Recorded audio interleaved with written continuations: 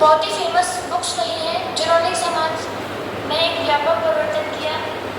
एक थी poverty of philosophy, the Holi family, the communist manifesto, German ideology, the critic of political economy, Das Kapital. तो इनके कुछ principles थे मार्क्सिज्म की, जिसमें सबसे फेमस था dialectical materialism, historical materialism, theory of surplus value, class struggle, revolution, dictatorship of proletariat और communism. तो उनकी पहली थी डायलेक्टिकल मटेरियलिज्म, जिसकी तीन लॉज थे। पहला लॉ था law of quality and quantity, law of community and conflict, law of negation of for negation. तो पहला लॉ जो कहता है कि किसी भी समाज में संख्यात्मक और गुणात्मक परिवर्तन होते रहते हैं, क्वालिटी और क्वालिटी दोनों चेंज होती रहती हैं। तो क्वालिटेटिव चेंज रिप्रेजेंट वर्थ और disappearance of something, while quantitative change involve rearrangement और variation of different aspects while maintaining the identity of the object. Second है law of unity and conflict. किसी भी सोसाइटी में दो ग्रुप्स होते हैं और दोनों ग्रुप्स के बीच कॉन्फ्लिक्ट चलती रहती है अपनी अपनी विचारों के लिए।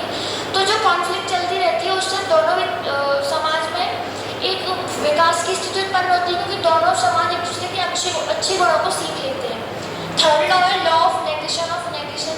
The notion of negation was introduced by Hegel.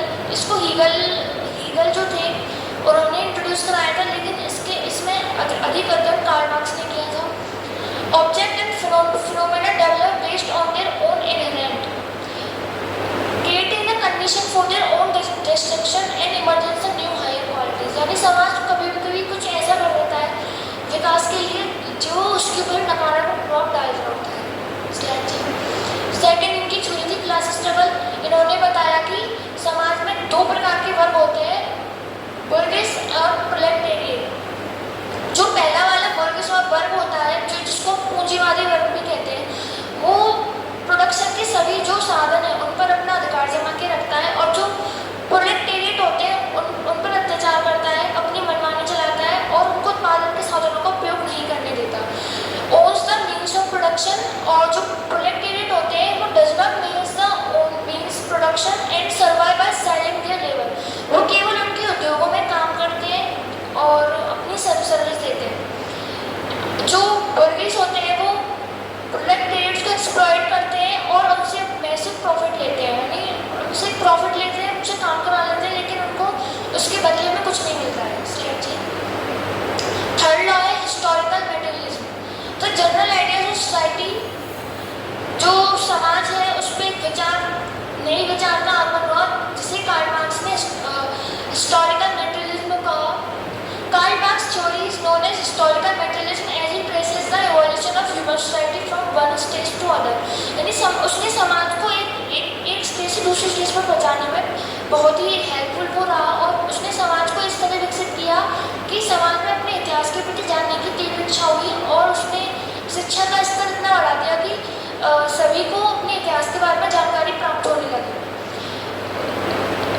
This is the theory of historical materialism states how a society's superstructure is based on the structure of economic context। जब उनको उस चीज़ का ज्ञान हुआ तो उन्हें पता चला कि किसी भी समाज की जो आधार है वो आर्थिक और आर्थिक व्यवस्थाओं के विकास पर निर्भर करता है। अगला है theory of surplus value. The ideas of surplus value which is related to capitalism is important in Marxian theory of economic development. यानी जो उसने आर्थिक विकास के ऊपर जो अपनी थ्योरी दी थी वो उसके लिए ये बहुत ही महत्वपूर्ण है। इसमें बेसिकली कहा गया है कि जब किसी भी पूंजीपति वर्ग द्वारा श्रमिक वर्ग पर अत्याचार किया जाता है, उसके द्वारा मनमाना कार्य किया जाता है, लेकिन जो श्रमिक वर्ग है उसको अपनी मन मुताबिक पेमेंट नहीं मिलता, या जो वो रिजर्व करता है वो उसको पूंजीपति वर्ग के द्वारा नहीं दिया जाता।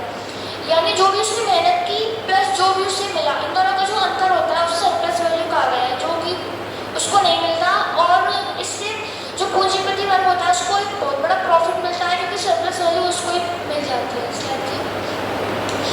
तो उसका एक प्रिंसिपल थी theory of revolution. According to Karl Marx, a revolution occurs when two classes within a society compete for control over the means of production। जब प्रोडक्शन के साधनों पर दो वर्गों द्वारा अपना अपना अधिकार जताया जाता है, तो दोनों समाज के दोनों वर्गों में कॉन्फ्लिक्ट की स्थिति उत्पन्न होती है। इसे क्रांति का सिद्धांत कहा गया। No society system becomes extinct until the elements of production which provide for it are fully developed. यानी जब तक उत्पादन के साधनों का पूर्ण विकास नहीं हो जाता तब तक किसी भी समाज का विकास नहीं हो सकता।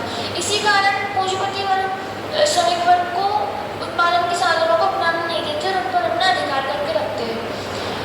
The old mode of production does not get destroyed until itself creates the ground for the emergence of a new mode of production. किसी भी समाज में अगर उत्पादन